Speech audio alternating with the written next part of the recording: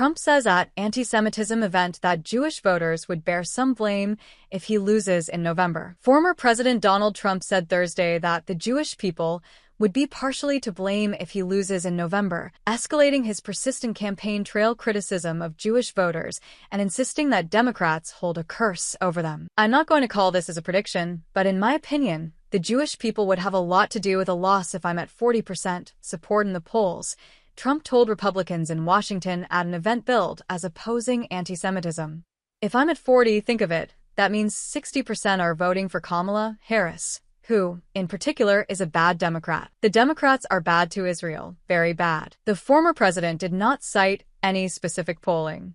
Trump has frequently questioned why Jewish Americans would consider voting for his opponent, repeatedly saying that Jewish Democratic voters should have their head examined. In the first of two speeches to Jewish groups on Thursday, Trump warned an audience that included GOP megadonor Miriam Adelson, who introduced him on stage, that the upcoming U.S. election is the most important in Israel's history. He claimed that the Jewish state would be eradicated, wiped off the face of the earth, and cease to exist if Harris wins the presidency. But the former president appeared preoccupied with what he described as ingratitude from Jewish voters, whom he said should be supporting him in greater proportions because of his record on Israel. A poll just came out. I'm at 40%, Trump said. Again, without identifying the survey. That means you got 60% voting for somebody that hates Israel. And I say it's going to happen. It's only because of the Democrat hold or curse on you. You can't let this happen. 40% is not acceptable because we have an election to win. After calling on Harris to officially disavow the support of all Hamas sympathizers, anti-Semites, Israel haters on college campuses, and everywhere else, Trump again turned his attention to Jewish voters.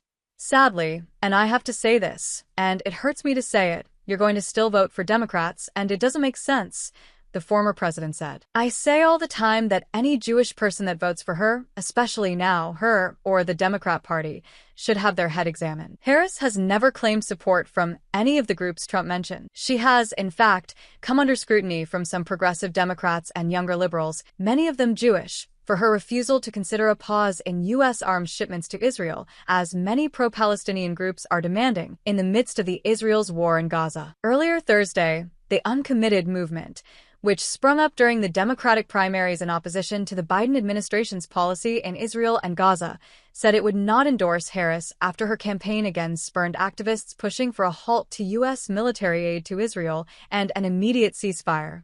Later Thursday evening, at the Israeli-American Council's National Summit, Trump said he had not been treated properly by voters who happened to be Jewish during the 2020 election and, for the second time in a few hours, said Jewish voters would hold some responsibility if he is defeated this year. I gave them Golan Heights.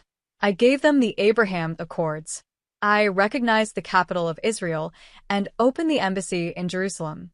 And most importantly of all, I terminated the Iran nuclear deal, which was the worst deal ever made in the history of Israel, in the history of the Middle East, Trump said. I was there 4 years, gave them billions and billions of dollars.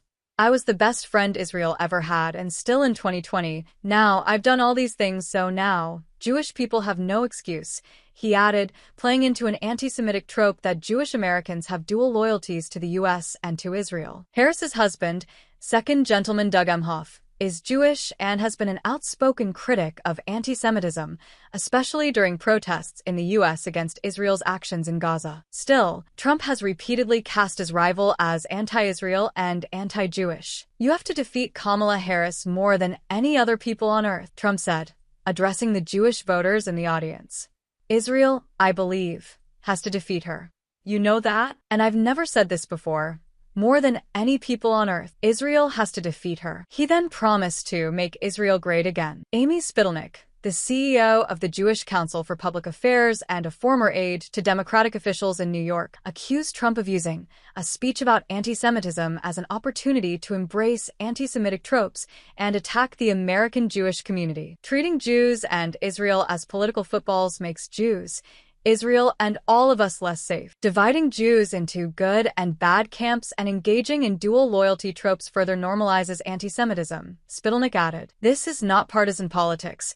It's about the fundamental safety of the Jewish community. In an interview in March, Trump said that any Jewish person who votes for Democrats hates their religion, and hates everything about Israel. He made similar statements that evoked anti-Semitic tropes during his first 2 presidential campaigns.